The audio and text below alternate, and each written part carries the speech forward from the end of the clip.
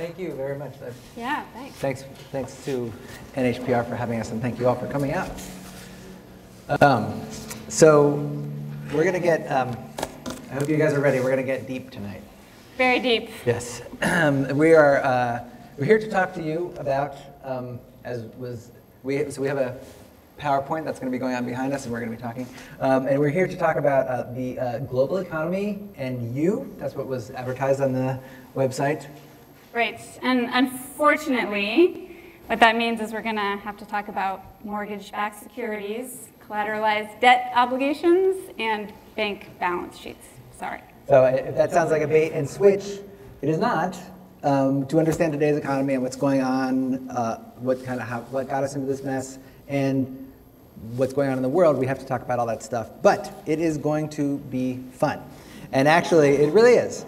Because we've been looking at it, we've been looking into all this stuff. We've been studying this stuff for a year or so. And we've gotten kind of obsessed with these strange mortgage-backed securities and all these very strange credit and derivative products. And a lot of times what we'll be doing is we'll come to something and then we'll say, I'll be looking at something and I'll think, wait, that's not how it works. That can't be how it works. And then I'll realize, wait, that is how it works. That's crazy. That's what they're doing? So we're going to share some of these stories with you tonight. Okay. Yeah. So are you guys ready? All right. Awesome. Okay, so let's start. Long, long time ago, our story begins once upon a time with the mortgage-backed security. Now, in this time, long time ago, the mortgage-backed security was actually a fairly ingenious solution to a problem.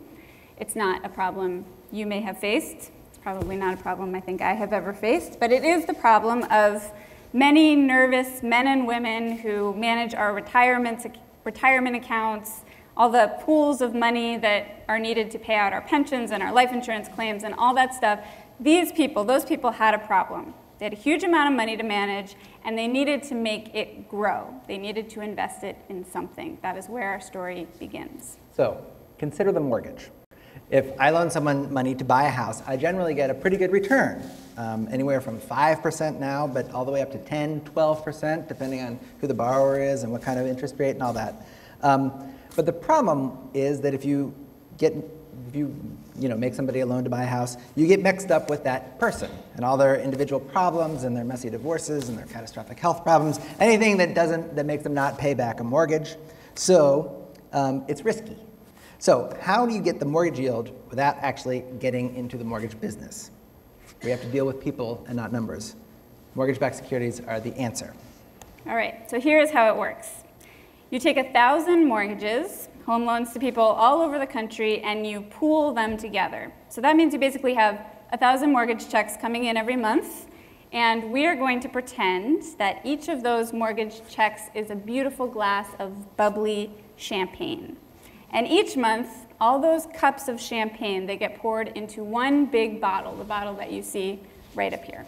Okay, so you're with us? All right. So now, people buying a mortgage-backed security, they're big banks, pension funds, they're big, huge investors, and they want to buy something big. They don't want a $200,000 mortgage, they want a $50 million bond. So a big, boring bond. So this solves the first part of that problem. Collecting all these cups of champagne into one big bottle, that makes it big enough for those investment managers to want to buy, okay? But there's still a problem. Right. There is still risk. And remember, these people, they don't like risk. They're kind of nervous people. Think of, somebody who's a little jittery. So they want to turn them into a risk-free bond, which brings us to the next step. So we are going to imagine that this big bottle is being poured out on top of these glasses here. And it goes into the top glass, which is really big, and then it spills out to the level below, and the level below that, and the level below that, until the entire bottle is poured out and all the levels are filled. All right, now I want you to engage in an active imagination. That top big glass, you see the words AAA next to it? That is a bond. It's got maybe 800 cups of champagne in it, 800 mortgage checks. It's a big, huge bond, and that is something that these investors want to buy. The next level below that, the spillover, that's another bond. It's the AA bond. Below that, it's another bond. Those lower levels, they hold a lot fewer cups of champagne, but those are also bonds that investors might want to buy. So it goes down. That next, the AA level holds maybe 50 cups, then 40 cups. These drawings are actually totally to scale. But this is the essential structure of a mortgage-backed security. Each of these levels, each of these levels of cups, that is a bond. And the top one is the biggest, and it's considered the safest, the AAA bond. All right? So me being that nervous investor, I buy that top safest level. I like safe things. It's 800 cups out of 1,000. That seems good. And here is why it is safe. So say, what if homeowner number 9 in this group, he becomes a gambling addict and he loses all of his money in Vegas. Whoops. Hold on, we're not getting any sound. There we go.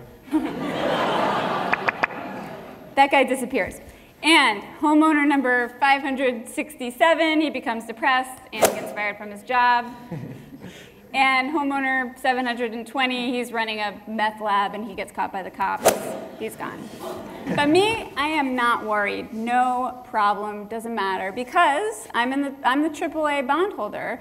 And remember, AAA, that's that first cup that was filled. So 2 or 3 defaults doesn't matter to me. That's just 2 or 3 cups of champagne. And my cup, that's out of 1,000, my cup will still get filled. All right, now let's just pretend I'm not the AAA bondholder. I'm way down here. A little risky. I bought the riskiest bond out of this whole thing. I might notice 2 or 3 defaults, and I might notice that the champagne isn't making it all the way down to my level. You see, it's called the equity level. It's because I bought the bond at the very bottom of this whole structure, so I'll notice those missing 2 or 3 cups. Right, but I'm up here, I'm totally safe. Right up there, from the couple defaults, 2 or 3, that's nothing. Basically, 200 people would have to default for me to even notice. And 200 people, that's 20%. That never happens. Well, never used to happen. Anyway, so this brings up a question. Why would I ever want that bottom bond if it's so unsafe?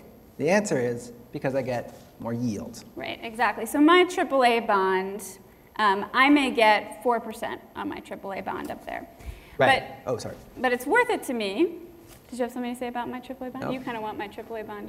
No, I don't. So Go right ahead. I'm really safe. I'm right up top. Worth it to me because compared to the other investments out there, 4%, that's pretty awesome. I'm happy.